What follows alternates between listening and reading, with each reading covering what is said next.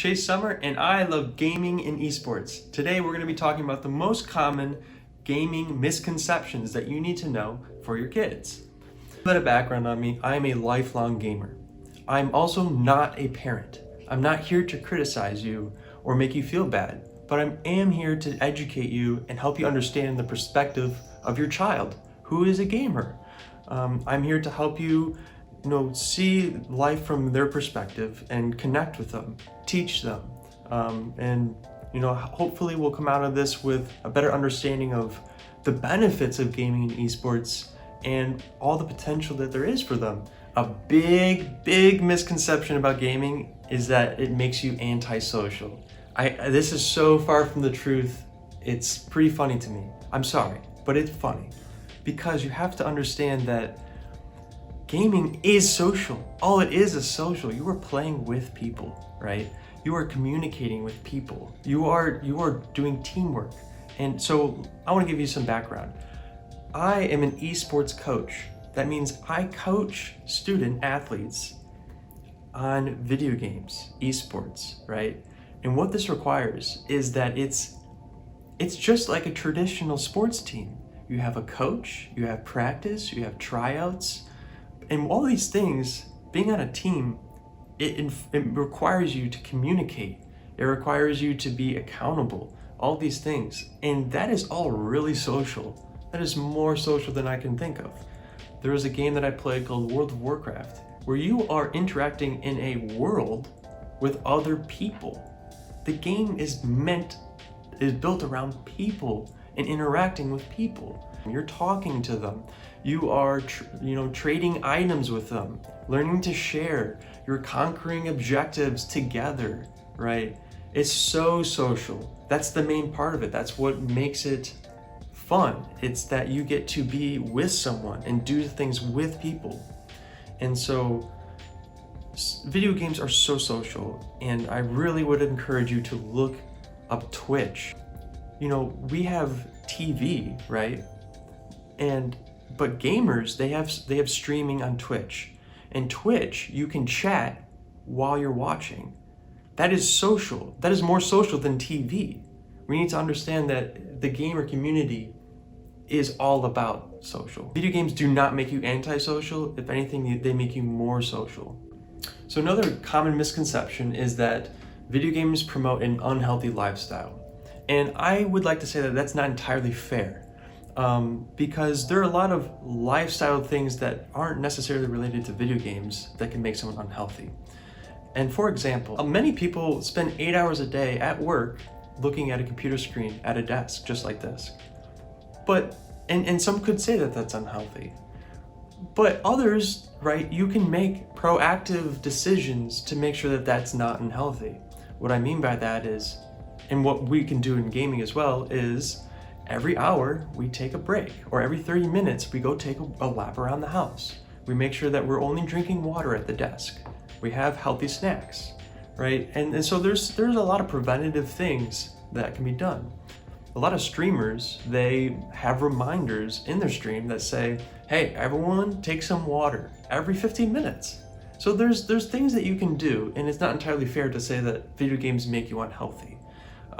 Also, on top of it, there are physically active games, more and more every year, that require you to move, right? That require you to use your body and actually get a workout while playing.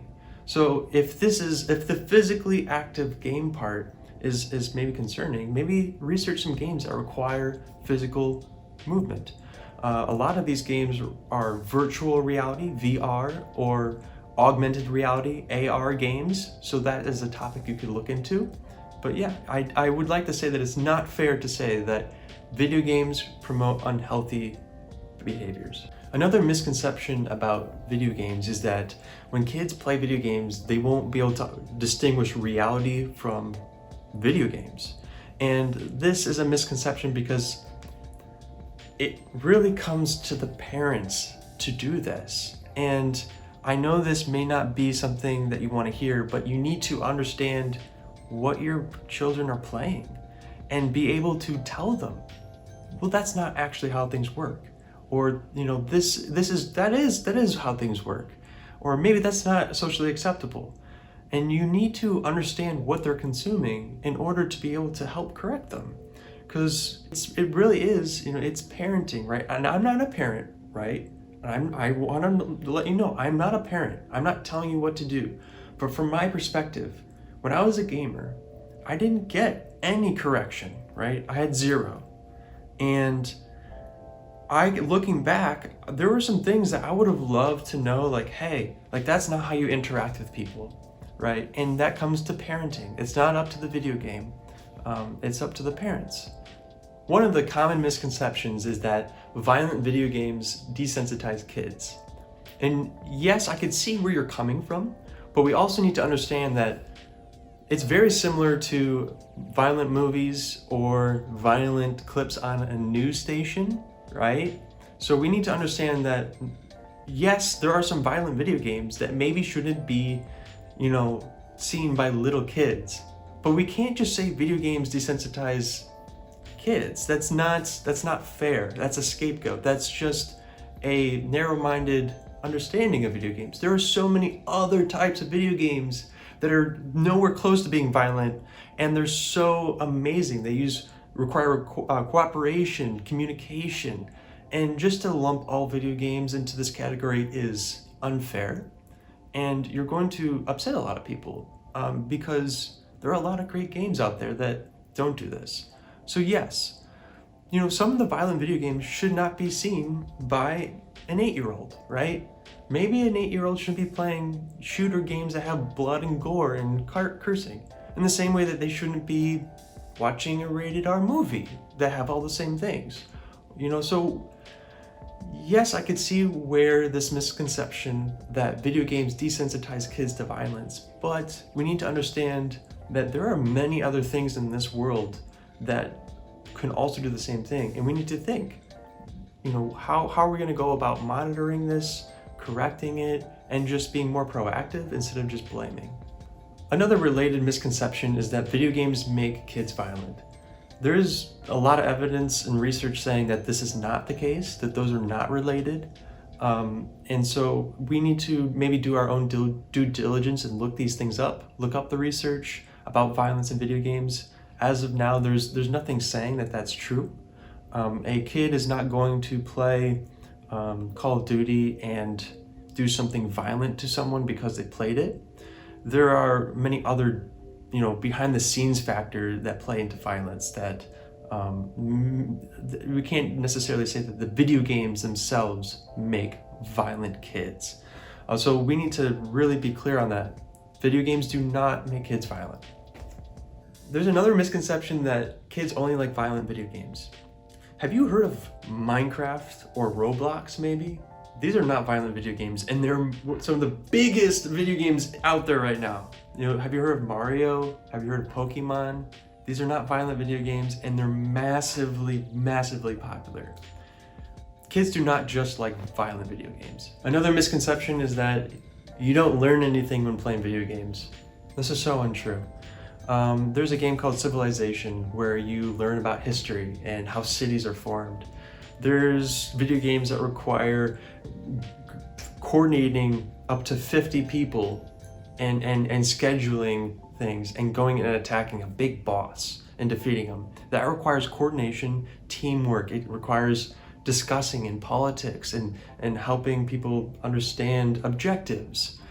These are life skills that you learn while playing video games that you'll use for the rest of your life. Another misconception is that gaming is just for kids. This is really interesting because we're gonna look back at this video in 10 to 15 years and it's gonna be really weird because it'll be kind of like saying the internet is just for kids. Video games are becoming one of the main sources of entertainment, and it's not just for kids, it's for adults. The average age of a gamer is around 30. These people have families, jobs, and everything. So I would really encourage you to Google right now, how many people play video games? And I think you're gonna be surprised it's in the millions, if not over a billion, right? It's a massive amount of people. It's taking over culture. And so I would encourage you to do some research and realize that Gaming is no longer just for kids. It's for everyone. There's a misconception that video games are not art. Truly, I beg of you, please look up the most beautiful video games on Google Images. And you're gonna be amazed to see the skill and colors and just the amount of effort gone into making these games beautiful. It's like saying movies are not art. Movies are art, they're beautiful. And video games are just interactive movies. They tell stories. And you know, the art, like it could be the story, the art could be the visuals, they could be both. There's a lot of different ways for video games to be art. And I would encourage you to look up the most beautiful video games. Video games are art, and it's beautiful. The misconception that video games are not inclusive is just bonkers to me. The video games are played in all cultures, all across the world, all demographics, right? Like on an esports team, for example, boys and girls, all genders can play on the same team. We can't necessarily say that about all physical sports, right? It surpasses borders in the sense that I could play with someone in China if I wanted to. And that's really interesting. I could play with, you know, people across the country. It connects people. It connects different demographics, and it's super inclusive. So video games are super inclusive. To end the video, I really just wanted to come and talk to you as a gamer.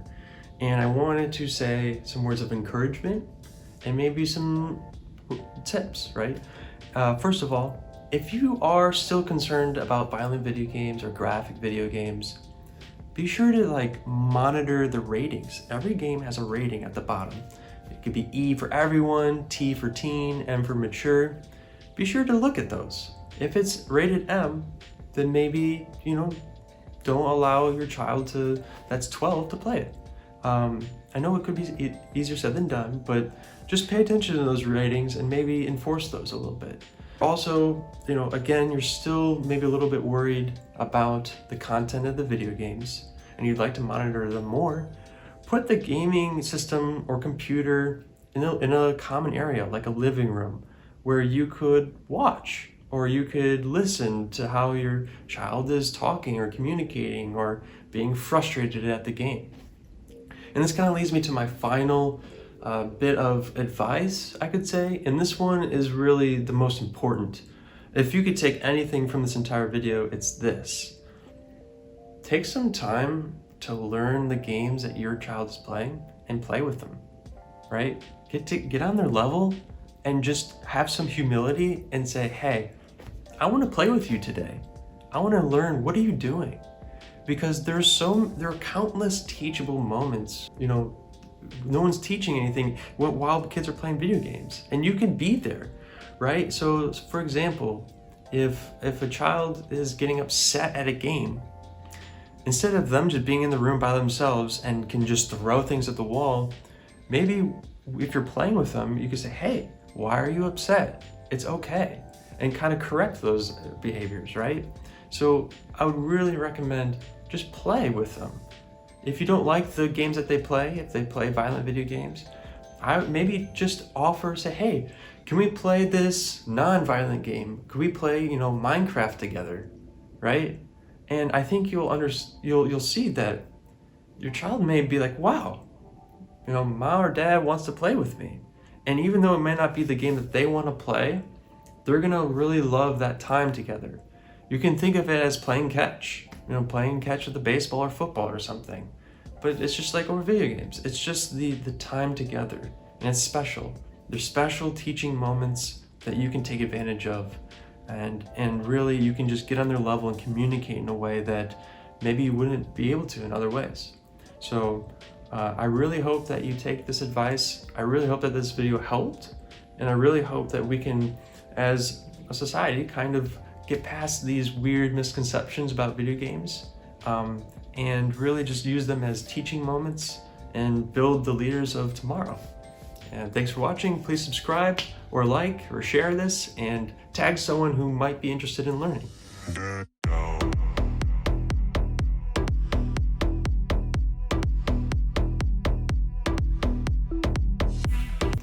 Another misconception is that video games only like kids.